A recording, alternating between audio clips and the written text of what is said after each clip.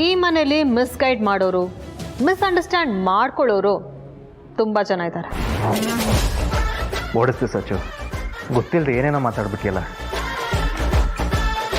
ಸಾರಿ ಚಿರು. ಚಿರು, ಇದ್ರ ಮೇಲೆ ಸೈನ್ ಹಾಕಿಸ್ಬೋದೋ ಇಲ್ವೋ ಅಂತ ಎಲ್ಲನೂ ಕೇಳ್ಬಿಡು.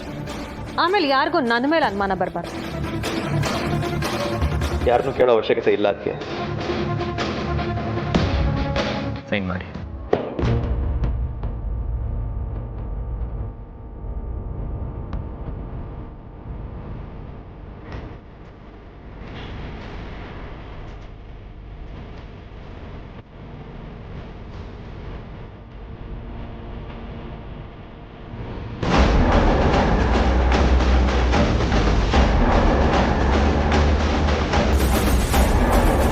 ಓಕೆ ಮೇಡಮ್, ಪ್ರೊಸೀಜರ್ ಕಂಪ್ಲೀಟ್ ಮಾಡ್ತೀನಿ.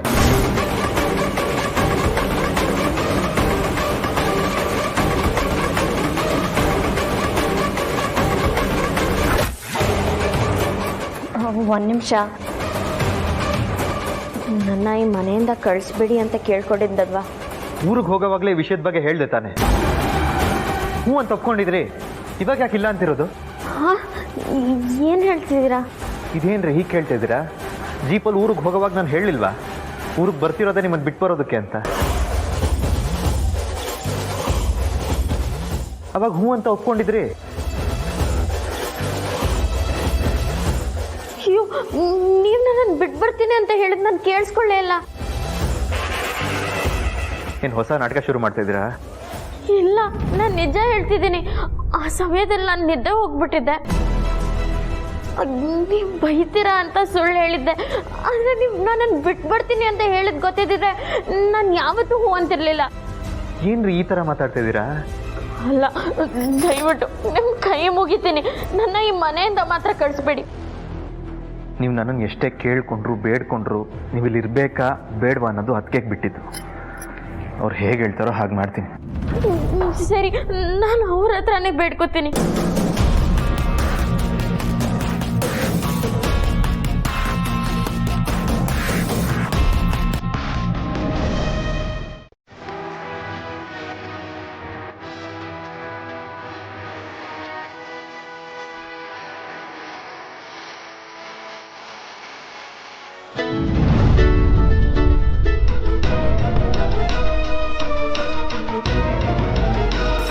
ಶಿವ ಯಾಕೆ ನನಗೆ ಫೋನ್ ಮಾಡ್ತಾ ಹೇಳೆ? ಹಲೋ, ಎಲ್ಲಿದ್ಯಾ ನರಸಿಂಹ? ಯಾಕೆ? ಏನಿಲ್ಲ, ಆ ಲವರ್ಸ್ ಕತೆ ಏನಾಯ್ತು? ಅವ್ರನ್ನ ಮದ್ವೆ ಮಾಡಿಸ್ದ್ಯಾ ಅಥವಾ ಬೆಂಗಳೂರಿಗೆ ಕಳಿಸ್ದ್ಯಾ? ಇನ್ನೂ ಮದುವೆ ಮಾಡಿಸಿಲ್ಲ, ಮಾಡಿಸಿ ಆಮೇಲೆ ಬೆಂಗಳೂರು ಕಳಿಸ್ತೀನಿ. ನೀನ್ ಮದ್ವೆ ಮಾಡ್ಸೋದು ಯಾವಾಗ, ಬೆಂಗಳೂರಿಗೆ ಕಳ್ಸೋದು ಯಾವಾಗ? ಇವತ್ತೇ. ಇರೋ ಅಷ್ಟು ಶಾರ್ಟ್ ಟೈಮಲ್ಲಿ ಅಷ್ಟೊಂದೆಲ್ಲ ಮಾಡೋಕ್ಕಾಗುತ್ತಾ? ತುಂಬಾ ಕಷ್ಟ ಆಗುತ್ತೆ. ಒಂದ್ ಕೆಲಸ ಮಾಡಲ್ವಾ, ನನ್ನ ಡ್ಯಾಡ್ ಕೈಯಲ್ಲಿ ಹೆಲ್ಪ್ ತಗೊಂಡು ಅವ್ರಿಬ್ರಿಗೂ ರಿಜಿಸ್ಟ್ರಿ ಆಫೀಸಲ್ಲಿ ಮದ್ವೆ ಮಾಡಿಸ್ಲಾ? ಐ ಮೀನ್ ಮದ್ವೆ ಮಾಡ್ಸಣ್ವಾ? ಅದೆಲ್ಲ ಏನು ಬೇಡ. ಯಾಕೆ? ನಾನೇ ಯಾವ್ದಾದ್ರು ದೇವಸ್ಥಾನದಲ್ಲಿ ಮದುವೆ ಮಾಡಿಸ್ತೀನಿ. ಯಾರಿಗಾದ್ರೂ ಗೊತ್ತಾದ್ರೆ? ಯಾರಿಗೂ ಗೊತ್ತಾಗ್ತಾ ಇರೋ ಥರ ನಮ್ಮ ಹುಡುಗರು ನೋಡ್ಕೋತಾರೆ, ಆಮೇಲೆ ನಾನು ಬೆಂಗಳೂರು ಕಳಿಸ್ತೀನಿ. ನಿನಗೆ ಪ್ರೀತಿ ಬಗ್ಗೆ ಇಷ್ಟೊಂದು ಕಾಳಜಿ ಇದೆ ಅಂತ ನನಗೆ ಗೊತ್ತೇ ಇರಲಿಲ್ಲ. So sweet of you. ಆದ್ರೆ ಅವತ್ ಮಾತ್ರ ನಿನ್ ಪ್ರೀತಿ ಬಗ್ಗೆ ಹಾಗೆ ಹೀಗೆ ಅಂತೆಲ್ಲ ಮಾತಾಡಿದಾಗ ನನಗೆ ನಿನ್ ಮೇಲೆ ಎಷ್ಟು ಕೋಪ ಬಂದಿತ್ತು ಗೊತ್ತಾ? ಅದಕ್ಕೆ ನನ್ನ ಬಗ್ಗೆ ಪ್ರೀತಿ ಬಗ್ಗೆ ಅಷ್ಟು ಕೇವಲವಾಗಿ ಮಾತಾಡಿದ್ಯಾ? ಮಾತಾಡಿದ್ದಕ್ಕೆ ಪನಿಷ್ಮೆಂಟು ಕೊಟ್ಟಲ್ಲ. ಸರಿ, ನನಗೆ ಮಾಡಕ್ಕೆ ತುಂಬ ಕೆಲಸ ಇದೆ, ಫೋನ್ ಇಡು. ಓಕೆ ಫೈನ್, ನಿಂಗೇನಾದ್ರೂ ಹೆಲ್ಪ್ ಬೇಕಿದ್ರೆ ನನಗೊಂದು ಫೋನ್ ಮಾಡು. I will be there. Okay? ಅದರ ಅವಶ್ಯಕತೆ ಇಲ್ಲ.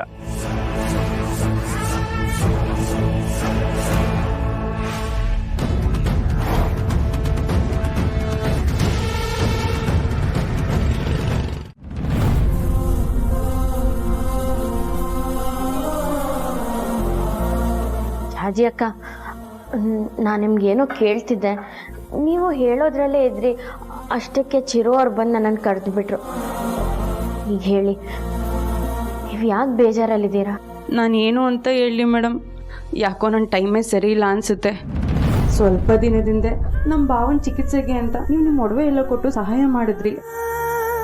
ಹೇಗೋ ಭಾವ ಚೇತರಿಸ್ಕೊತಿದ್ದಾರೆ ಅನ್ನೋಷ್ಟರಲ್ಲಿ ಮತ್ತೆ ಈಗ ಚಿಕಿತ್ಸೆನ ಮುಂದುವರಿಸ್ಬೇಕಂತೆ. ಇನ್ನೂ ದುಡ್ಡಿನ ಅವಶ್ಯಕತೆ ಇದೆಯಾ? ಇದ್ರೂ ನಿಮ್ಮ ಹತ್ರ ಕೇಳಲ್ಲ, ನೀವು ಕೊಟ್ಟರು ನಾನು ಇಸ್ಕೊಳ್ಳಲ್ಲ. ಈಗಾಗಲೇ ನೀವು ಸಹಾಯ ಮಾಡಿರೋದು ತುಂಬ ದೊಡ್ಡದು. ಅಂಥದ್ರಲ್ಲಿ ಈಗ ಮತ್ತೆ ನಾನು ನಿಮ್ಮ ಹತ್ರ ಸಹಾಯ ಕೇಳಿದ್ರೆ ಆ ದೇವರಂತೂ ಖಂಡಿತ ಮೆಚ್ಚಲ್ಲ. ದುಡ್ಡು ಹೇಗೋ ನಾನು ಹೊಂದಿಸ್ತೀನಿ ಮೇಡಮ್, ಆದರೆ ನಮ್ಮ ಭಾವನ ಆಪ್ರೇಷನ್ ಟೈಮಲ್ಲಿ ನಮ್ಮ ಅಕ್ಕ ಜೊತೇಲಿರ್ಬೇಕಂತೆ. ಆದರೆ ಅಕ್ಕನ ಪಾಪಂಗೆ ಇನ್ನೂ 1 ವರ್ಷನೂ ತುಂಬಿಲ್ಲ. ಆ ಚಿಕ್ಕ ಮಗುನ ಆಸ್ಪತ್ರೆ ಒಳಗೆ ಬಿಟ್ಕೊಳ್ಳಲ್ಲ ಅಂತಿದ್ದಾರೆ. ಆ ಮಗುನ ಯಾರು ನೋಡ್ಕೋತಾರೆ ಅನ್ನೋದೇ ತುಂಬ ಪ್ರಾಬ್ಲಮ್ ಆಗಿರೋದು. ಅಷ್ಟೇನಾ? ನಾವಿಬ್ರು ನೋಡ್ಕೊಳ್ರೆ ಆಯ್ತು. ಬೆಳಗ್ಗೆ ಮಗುನ ಕರ್ಕೊಂಡು ಬಂದ್ಬಿಡಿ. ಅಯ್ಯೋ, ಇಲ್ಲೇ ಹೇಗೆ ನೋಡ್ಕೊಳಕ್ಕಾಗತ್ತೆ ಮೇಡಮ್? ಅಕ್ಕ, ಇಲ್ಲಿ ಅಂದರೆ ಈ ಮನೆಯಲ್ಲ, ನಾವಿರ್ತೀವಲ್ವಾ, ಅಲ್ಲಿ ಕರ್ಕೊಂಡು ಬನ್ನಿ. ನೀವು ಯಾಕೆ ಯೋಚನೆ ಮಾಡ್ತೀರಾ? ನಾನು ಇರ್ತೀನಲ್ವಾ. ಮನೆ ಕೆಲಸನೇ ಆಗಲಿ, ಮಗು ಆರೈಕೆನೇ ಆಗಲಿ, ಇಬ್ಬರು ಹಂಚ್ಕೊಂಡು ಮಾಡೋಣ. ಅಲ್ಲ, ಯಾರಿಗಾದ್ರೂ ಗೊತ್ತಾದ್ರೆ ಮೇಡಮ್? ಗೊತ್ತಾಗದೇ ಇರೋ ಥರ ನಾವು ನೋಡ್ಕೊಳ್ಳೋಣ. ಅಷ್ಟಕ್ಕೂ ಗೊತ್ತಾದ್ರೂ ನಾವೇನು ಅಷ್ಟು ದೊಡ್ಡ ತಪ್ಪು ಮಾಡ್ತಿಲ್ಲ ಅಲ್ವಾ? ನೀವು ಯೋಚನೆ ಮಾಡಬೇಡಿ. ಯಾರಾದರೂ ಏನಾದರೂ ಕೇಳಿದ್ರೆ ನಾನು ಉತ್ತರ ಕೊಡ್ತೀನಿ. ನೀವು ಬೆಳಗ್ಗೆನೆ ಮಗುನ ಕರ್ಕೊಂಡು ಬನ್ನಿ. ಯಾವ ಜನ್ಮದಲ್ಲಿ ನಾನು ಹೊಡೋಡ್ತೊಳಾಗಿದ್ರೋ ಗೊತ್ತಿಲ್ಲ, ನೀವು ಇಷ್ಟೊಂದು ಸಹಾಯ ಮಾಡ್ತಿದ್ದೀರಾ. ನಿಮ್ಮ ಈ ಉಪಕಾರನ ಸಾಯೋವರೆಗೂ ಮರೆಯಲ್ಲ ಮೇಡಮ್. ಅಕ್ಕ, ಯಾಕೆ ಇಷ್ಟು ದೊಡ್ಡ ಮಾತಾಡ್ತಿದ್ದೀರಾ? ಸಹಾಯ ಮಾಡೋದಕ್ಕೆ ಒಡ ಹುಟ್ಟಿದವರೇ ಇರಬೇಕು ಅಂತ ಏನಿಲ್ಲ, ಸಹಾಯ ಮಾಡೋ ಮನಸ್ಸಿರಬೇಕು.